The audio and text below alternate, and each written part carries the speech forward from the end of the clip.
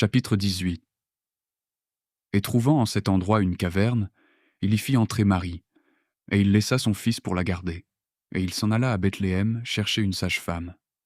Et lorsqu'il était en marche, il vit le pôle où le ciel arrêtait, et l'air était obscurci, et les oiseaux s'arrêtaient au milieu de leur vol. Et regardant à terre, il vit une marmite pleine de viande préparée, et des ouvriers qui étaient au coucher et dont les mains étaient dans les marmites. Et au moment de manger, ils ne mangeaient pas. Et ceux qui étendèrent la main ne prenaient rien. Et ceux qui voulaient porter quelque chose à leur bouche n'y portaient rien. Et tous tenaient leur regard élevé en haut. Et les brebis étaient dispersées. Elles ne marchaient point, mais elles demeuraient immobiles. Et le pasteur, élevant la main pour les frapper de son bâton, sa main restait sans s'abaisser.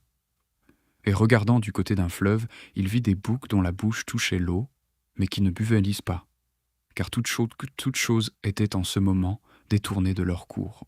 Chapitre 19. Et voici qu'une femme descendant des montagnes lui dit : « Je te demande où tu vas ? » Et Joseph répondit : « Je cherche une sage-femme de la race des Hébreux. » Et elle lui dit : « Es-tu de la race d'Israël ? » Et il répliqua que oui.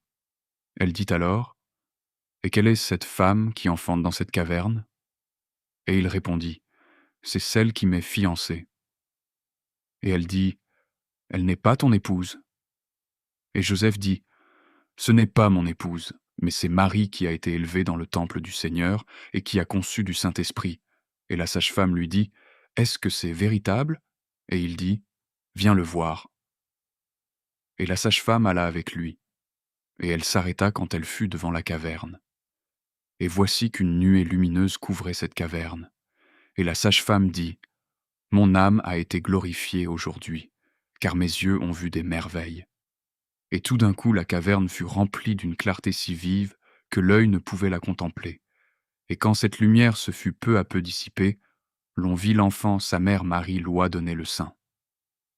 Et la sage-femme s'écria : « Ce jour est grand pour moi, car j'ai vu un grand spectacle. » Et elle sortit de la caverne, et Salomé fut au-devant d'elle. Et la sage-femme dit à Salomé : « J'ai de grandes merveilles à te raconter. Une vierge a engendré, et elle reste vierge. » Et Salomé dit : « Vive le Seigneur mon Dieu. Si je ne m'en assure pas moi-même, je ne croirai pas. »